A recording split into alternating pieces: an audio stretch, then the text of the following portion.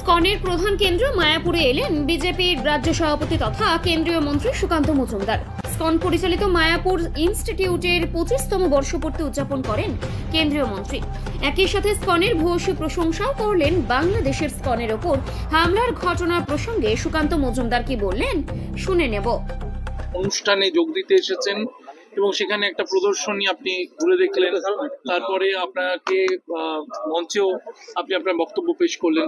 সার্বিকভাবে এই অনুষ্ঠান সম্পর্কে যদি দেখুন, শ্রী চৈতন্য মহাপ্রভুর এই পবিত্র জন্মস্থান এবং এই পবিত্র মাটি, সেখানে শ্রীল প্রভুপাদ তার উদ্যোগে এই মায়াপুর যে কেন্দ্র গড়ে উঠেছে এবং সেখানে এই যে মায়াপুর ইনস্টিটিউট, যারা সনাতন ধর্মের যে বৈদিক শাস্ত্রগুলো আছে, সেখানে সেই বৈদিক শাস্ত্রের শিক্ষা তারা বিগত 25 বছর ধরে নিরন্তরভাবে দিয়ে এসেছেন এবং প্রায় গোটা বিশ্বের 40টিরও বেশি দেশের 22,000 স্টুডেন্ট তারা এখান থেকে শিক্ষা নিয়ে, ভারতীয় শিক্ষা, সনাতন শিক্ষা নিয়ে পৃথিবীর বিভিন্ন প্রান্তে গেছে।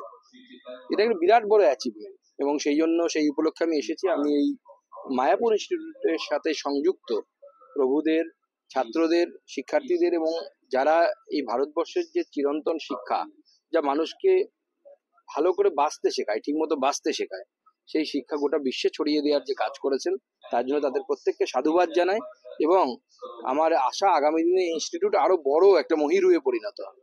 চন্দ্রোদয় মন্দির, ইসকনের যে আমরা মূল যে মন্দির চত্বর, সেখানেও আপনি দীর্ঘক্ষণ ছিলেন, দর্শন করলেন, কি বলবেন?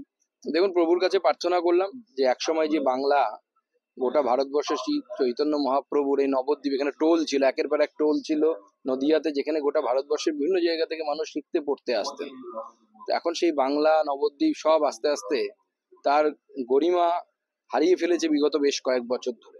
বাংলাকে আবার সেই জায়গায় যেন প্রভু ফিরিয়ে দেয় এবং আমার মনে হয় সেই নবজাগরণ শুরু হয়ে গেছে এবং মানুষ বুঝতে পারছে যেভাবে কুম্ভে, সে ভারত বা আমাদের প্রয়াগরাজের কুম্ভ হোক বা আমাদের ত্রিবেণীর কুম্ভ হোক, হাজার হাজার লক্ষ লক্ষ মানুষ যেভাবে এসেছে, প্রমাণ করছে যে মানুষের মধ্যে আবার সেই জাগরণ শুরু হয়েছে এবং মানুষ বুঝতে পারছে যে এছাড়া কোনো পথ নয়।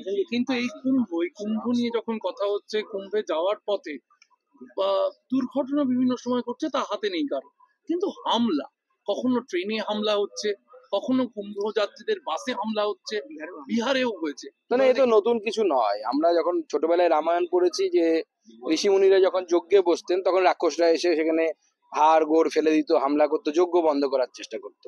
রাক্ষস তখনও ছিল, এখনো আছে।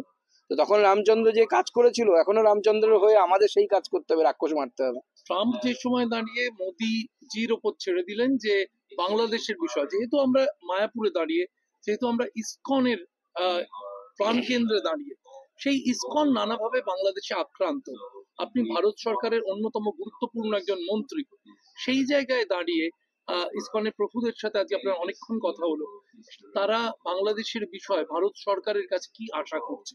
দেখুন, সব কথা বাইরে বলা যায় না, তো স্বাভাবিকভাবে আমি সব বাইরে বলবো না। আমি এটুকুই বলবো, নরেন্দ্র মোদীর উপর ভরসা রাখুন।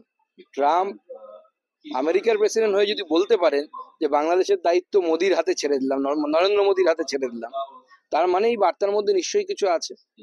এবার কিছু মানুষ একবারে শেখে, কেউ জল ঘোলা করে খায়। বাংলাদেশ কিভাবে শিখবে সেটা দেখা যায়, যেভাবে শিখবে আমরা সেভাবেই শেখাবো।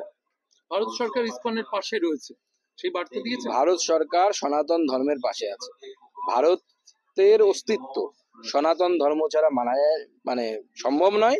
সনাতন ধর্মের অস্তিত্ব ভারত ছাড়া সম্ভব নয়। দুটোই হচ্ছে পরস্পরের পরিপূরক। ভারত সনাতনের পরিপূরক, সনাতন ভারতের পরিপূরক। সেটা